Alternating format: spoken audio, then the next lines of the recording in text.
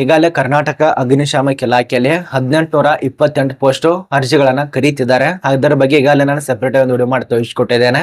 ಅದರಲ್ಲಿ ದಿನಾಂಕ ಬಗ್ಗೆ ತಿಳಿಸ್ಕೊಟ್ಟಿದ್ದಲ್ಲ ಮತ್ತು ದೈಹಿಕ ಪರೀಕ್ಷೆ ಬಗ್ಗೆ ಮತ್ತು ಲಿಖಿತ ಪರೀಕ್ಷೆ ಬಗ್ಗೆ ಅದರಲ್ಲಿ ಮೆನ್ಷನ್ ಮಾಡಿಲ್ಲ. ಅದ್ರ ಬಗ್ಗೆನ ಸ್ಪಷ್ಟವಾದ ಮಾಹಿತಿ ಈ ಒಂದು ವಿಡಿಯೋದಲ್ಲಿ ತಿಳಿಸ್ಕೊಡ್ತಾ ಇರೋದು.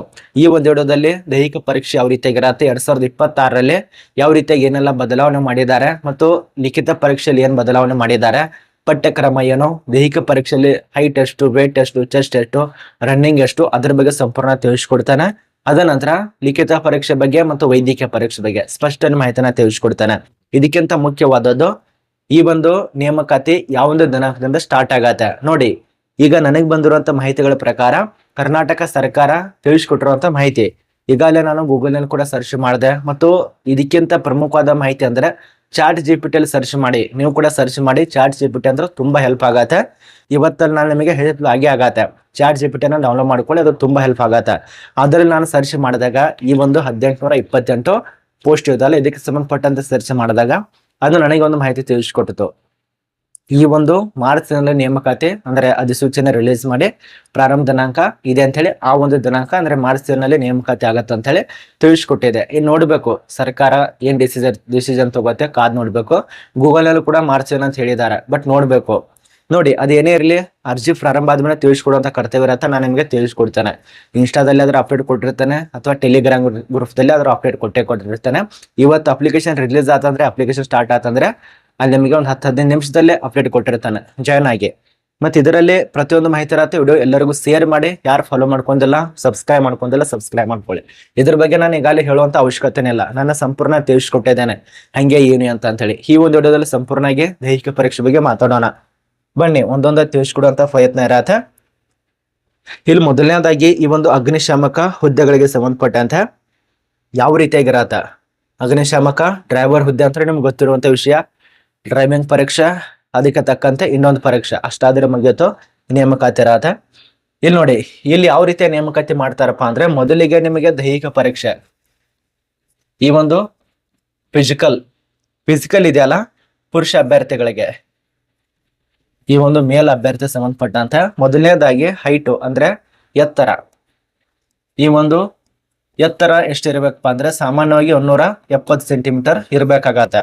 ನೋಡಿ, ನಾನು ಹೇಳ್ತಾ ಇರೋದು 2026ಕ್ಕೆ ಸಂಬಂಧಪಟ್ಟಂತೆ, 2025 2026ಕ್ಕೆ ಸಂಬಂಧಪಟ್ಟಂತೆ ಹೇಳ್ತಾ ಇರೋದು. ಮತ್ತೆ ಎದೆ ಸುತ್ತಳತೆ ಎಷ್ಟಿರ್ಬೇಕು, ಎದೆ ಸುತ್ತಳತೆ ನಿಮಗೆ ಸಾಮಾನ್ಯವಾಗಿ 80 ಸೆಂಟಿಮೀಟರ್ ಇರ್ಬೇಕಾಗತ್ತೆ. ಅದರಲ್ಲಿ ವಿಸ್ತರಿಸಿದಾಗ 5 ಸೆಂಟಿಮೀಟರ್ ಆಗ್ಬೇಕು. ಟೋಟಲ್ ಆಗಿ ನಿಮಗೆ 85ರಿಂದ ಸುಮಾರು 86 ಸೆಂಟಿಮೀಟರ್ದಷ್ಟು ಇದು ಸುತ್ತಳತೆ ಇರ್ಬೇಕಾಗತ್ತೆ. ಇದು 2026ರ ದೈಹಿಕ ಪರೀಕ್ಷೆ ಬಗ್ಗೆ ಮಾತಾಡ್ತಾ ಇರೋದು. ಅದ ನಂತರ ಇದೆಯ ಸುತ್ತಳತೆ 80ರಿಂದ 85, ಬಹಳ ಅಂದ್ರೆ ಒಂದು ಸೆಂಟಿಮೀಟರ್ ಹೆಚ್ಚು ಕಡಿಮೆ ಆಗ್ಬೋದು ಅಷ್ಟೇ. ಇನ್ನು ತೂಕ, ನಿಮ್ಮೊಂದು ಎತ್ತರ ಎಷ್ಟಿದೆ ಅದಕ್ಕೆ ತಕ್ಕಂತ ಇರಬೇಕು. ಉದಾಹರಣೆಗೆ 170 ಸೆಂಟಿಮೀಟರ್ ಇದೆ ಅಂತ ಅನ್ಕೊಳ್ಳಿ, ಅದರಲ್ಲಿ ತೂಕ ನಿಮ್ಮ ವೇಟ್ ಇದೆಯಲ್ಲ,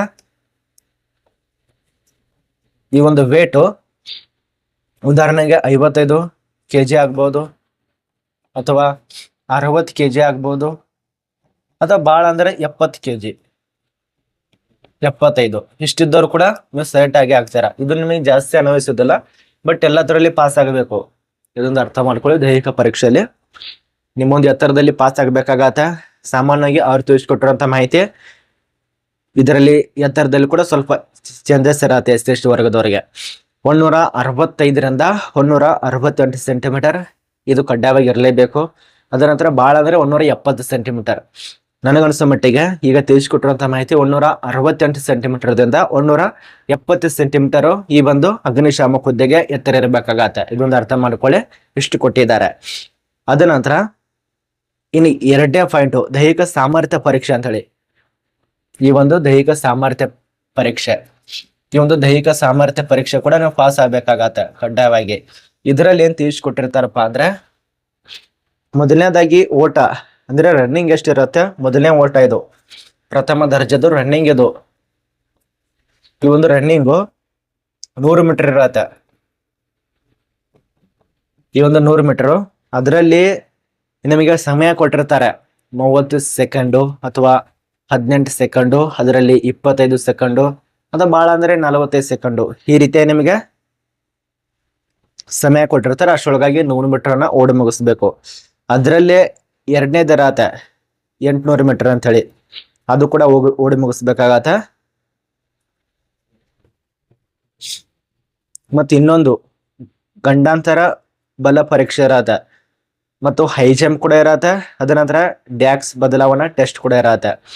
ಇವುಗಳು ಕನಿಷ್ಠವಾಗಿ 3 ಪರೀಕ್ಷೆಯಲ್ಲಿ ಪಾಸ್ ಆಗ್ಬೇಕಾಗತ್ತೆ. ಈಗೇನು ತಿಳಿಸ್ಕೊಟ್ಟೇನಲ್ಲ, ಮೊದಲನೇದಾಗಿ ಹೈಟು, ಚೆಸ್ಟು, ವೇಟು, ಇದೊಂಥರ ಕಡ್ಡಾಯವಾಗಿ ಪಾಸ್ ಆಗಿ ಆಗ್ತೀರ. ಇನ್ನೊಂದು 100 ಮೀಟರ್ ಓಟ, 800 ಮೀಟರ್ ಓಟ, ಗಂಡಾಂತರ ಬಲ ಪರೀಕ್ಷೆ, ಹೈ ಜಂಪು, ಡ್ಯಾಶ್ ಬದಲಾವಣಾ ಟೆಸ್ಟು, ಇಷ್ಟಿದಾವಲ್ಲ 5 ಪ್ರಕಾರದಲ್ಲಿ ಕಡ್ಡಾಯವಾಗಿ ನೀವು 3 ಪರೀಕ್ಷೆಯಲ್ಲಿ ಕೂಡ ಪಾಸ್ ಆಗಬೇಕು, ಅಂದ್ರೆ ನೀವು ಸೆಲೆಕ್ಟ್ ಆಗ್ತೀರಾ. ಇನ್ನು ಲಿಖಿತ ಪರೀಕ್ಷೆ ಬಗ್ಗೆ ಮಾಹಿತಿ 2026ಕ್ಕೆ ಸಂಬಂಧಪಟ್ಟಂತೆ ಲಿಖಿತ ಪರೀಕ್ಷೆಯಲ್ಲಿ ನಿಮಗೆ ಇದ್ರ ಬಗ್ಗೆ ಎಲ್ಲ ಹೇಳ್ಕೊತ ಕೂತ್ರೆ, ತುಂಬಾ ಬರ್ಕೋತ ಕೂತ್ರೆ ಟೈಮ್ ಆಗತ್ತೆ. ನಿಮಗೆ ಸ್ವಲ್ಪ ಈ ರೀತಿಯ ಬೇಸಿಕ್ ತಿಳಿಸ್ಕೊಡ್ತೇನೆ ನೋಡಿ. ಸಾಮಾನ್ಯ ಕನ್ನಡ ಅಂತ ಇರತ್ತೆ, ಸಾಮಾನ್ಯ ಕನ್ನಡ, ಇಂಗ್ಲಿಷ್, ಇದೆರಡು ಇರತ್ತೆ. ಇದು ಪರೀಕ್ಷೆ ಬಗ್ಗೆ ನಾನು ನಿಮಗೆ ಪಠ್ಯಕ್ರಮಕ್ಕೆ ಸಂಬಂಧಪಟ್ಟಂತೆ ಮಾಹಿತಿನ ತಿಳಿಸ್ಕೊಡ್ತಾ ಇರೋದು. ಇನ್ನು ಗಣಿತ ಇರತ್ತೆ ಮತ್ತು ಲಾಜಿಕ್, ಗಣಿತ ಲಾಜಿಕ್ ಇರುತ್ತೆ. ಸಾಮಾನ್ಯ ಜ್ಞಾನ ಕೂಡ ಇರತ್ತೆ ನೋಡಿ. ಅಗ್ನಿಶಾಮಕ ದಳ ಕಾರ್ಯ, ಬೇಸಿಕ್ ಆಗಿ ನಿಮಗೆ ಒಂದು ಸೆಲೆಕ್ಷನ್ ಪರೀಕ್ಷೆ ಕೂಡ ನಡೆಸ್ತಾರೆ. ಅಗ್ನಿಶಾಮಕ ದಳ ಯಾವ ರೀತಿಯಾಗಿ, ಹೆಂಗೆ, ಏನು ಅಂತ ಅಂತೇಳಿ ಅದಕ್ಕೆ ಸಂಬಂಧಪಟ್ಟಂತೆ ಪ್ರತಿಯೊಂದು ಮಾಹಿತಿ ಕೂಡ ಇರತ್ತೆ. ಇಷ್ಟಾದ್ರೆ ನಡೆಯೋದಿಲ್ಲ. ಇದರಲ್ಲಿ ಪ್ರಶ್ನೆ ಸಂಖ್ಯೆ ಮತ್ತು ಅಂಕಗಳ ನೋಟಿಫಿಕೇಶನ್ ಮೇಲೆ ನಿಮ್ಮ ಅವಲಂಬಿತ ಆಗಿರತ್ತೆ. ನೋಟಿಸ್ ರಿಲೀಸ್ ಮಾಡ್ತಾರಲ್ಲ, ಅದರಲ್ಲಿ ಕೊಟ್ಟಿರ್ತಾರೆ ಇಷ್ಟು ಪರ್ಸೆಂಟೇಜು, ಅಷ್ಟು ಅಂಕ, ಹಿಂಗಂತೇಳಿ ಅದನ್ನ ಕೂಡ ನೋಡ್ಕೋಬಹುದು. ಅಧಿಸೂಚನೆ ಇನ್ನೂ ರಿಲೀಸ್ ಆಗಿಲ್ಲ, ರಿಲೀಸ್ ಆದ್ರೆ ತಿಳಿಸ್ಕೊಡ್ತೇನೆ ನೋಡಿ. ಈ ಒಂದು 1828 ಪೋಸ್ಟ್ ಇದೆ ಅಲ್ಲ, ಇದನ್ನ ಕೆಲವೇ ದಿನ ಮಾರ್ಚ್ ಅಂತ ಹೇಳಿದ್ದಾರೆ, ನೋಡ್ಬೇಕು. ಮಾರ್ಚ್ ಏನಾದ್ರೂ ನೇಮಕಾತಿ ಆತಂದ್ರೆ ವಿಡಿಯೋ ಮಾಡಿ ತಿಳಿಸ್ಕೊಡ್ತಾನೆ. ಈ ಒಂದು ಪೇಜಿಗೆ, ಈ ಒಂದು ಚಾನಲ್ ಅನ್ನ ಸಬ್ಸ್ಕ್ರೈಬ್ ಮಾಡಿ ಇಟ್ಕೊಳ್ಳಿ. ತುಂಬಾ ಜನ ಕೇಳಿದ್ರೆ ದೈಹಿಕ ಪರೀಕ್ಷೆ, ಲಿಖಿತ ಪರೀಕ್ಷೆ, high jump, long jump, height ಇರೋದು 168ರಿಂದ 170 ತನಕ ಹೈಟ್ ಇರಬೇಕಾಗತ್ತೆ. ಇಷ್ಟೇ ನಮಗೆ ಕ್ಲಿಯರ್ ಮಾಹಿತಿ ಅರ್ಥ ಆಗಿದೆ ಅಂತ ಅನ್ಕೋತಿ. 2026ಕ್ಕೆ ಸಂಬಂಧಪಟ್ಟಂತೆ ಏನಾದ್ರೂ